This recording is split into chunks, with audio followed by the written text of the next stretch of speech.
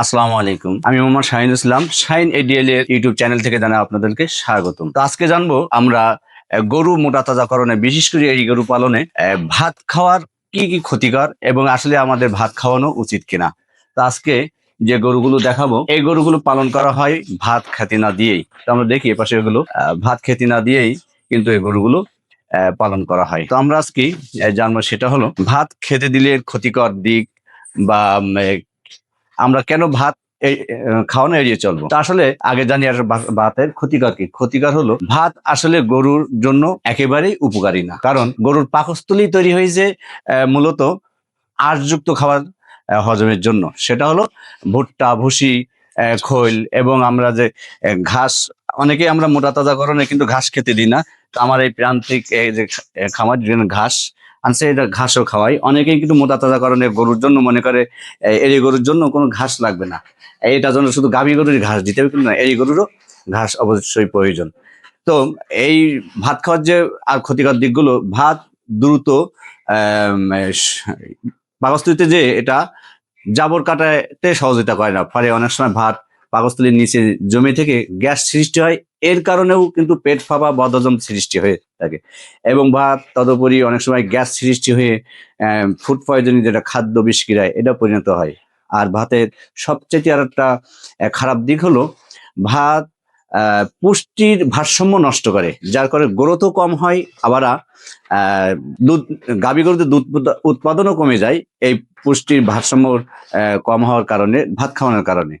তো এই জন্য আমরা ভাত খাওয়াবো না। আর ভাত খাওয়ানোর আর একটা ক্ষতিকর দিক হলো অনেক সময় গরুদের অতিরিক্ত চর্বি হয়ে যায় বা মোটা তাজা, বেশি মোটাও হয়ে যায়, স্থূলতা হয়ে যায়। সেই ক্ষেত্রে লিভারের সমস্যা এবং হজমজনিত সমস্যা, এগুলো কিন্তু এই ভাত খাওয়ার কারণে হয়ে থাকে। তাই আমরা অবশ্যই ভাতকে এড়িয়ে চলবো। তো আমার এক ভাই মোহাম্মদ রাশিদুল ইসলাম বাপ্পি, ভাইকে বলবো, ভাই আপনি কি আপনার এই যে গরুগুলো আরো বিক্রি করেছেন, আর এই যে এই গরুগুলো, এগুলো কি কোনো ভাত খাওয়ান কিনা আপনার? না, আমি কোনো কি ভাত কি খাওয়াই খাওয়ান না। আপনার গরু?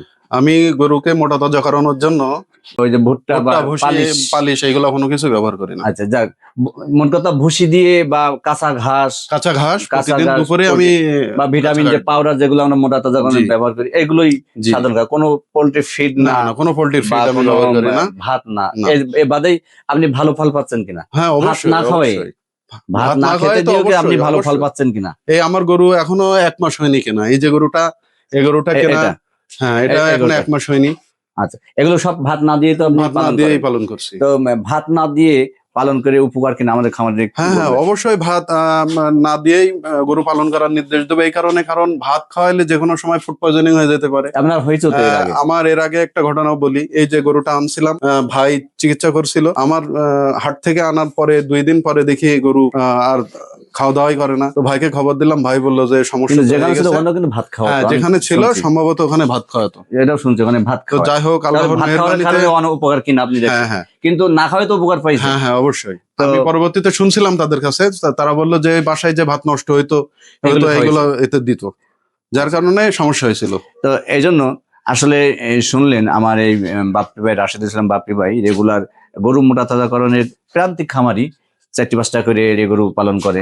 আমি এসে কিমি ডোজ লিভার টনিক এতটুকুই ইনশাল্লাহ। তো সবাইকে বলবো অবশ্যই গরু পালনে আপনারা ভাত খাওয়ানো এড়িয়ে চলবেন। আসসালামু আলাইকুম ওয়া রাহমাতুল্লাহ।